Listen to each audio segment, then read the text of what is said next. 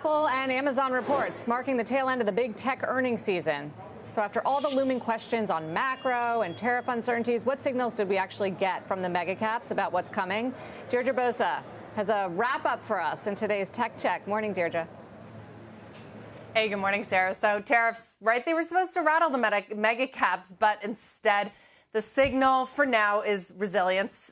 It was their scale, diversification, balance sheets, massive balance sheets, showing more defensive strength. Amazon, for example, was down after hours yesterday, but it has recouped most of those losses in today's session. AWS margins held up. Andy Jassy said AI demand is growing triple digits. And of course, its sprawling seller network, that helped cushion the blow from tariffs.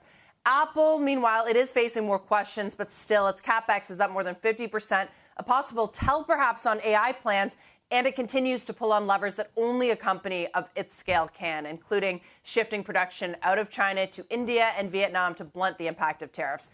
Google and Meta, they showed that ad spending is holding up better than feared. Stable trends so far in the second quarter, stable enough and to give confidence to Meta to raise its capex again.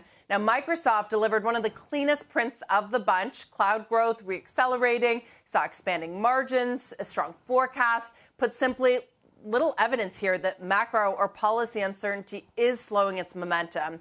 Their market performance tells the story. Look at these charts. Since Google kicked off mega cap earnings, all 5 of those names, they're higher, a signal that investors do see strength beneath the surface. And since so-called Liberation Day, the Magnificent Seven basket of stocks, they are outperforming the S&P 500 by more than 2 full percentage points. So big tech here, it's not just holding the line, but it's leading.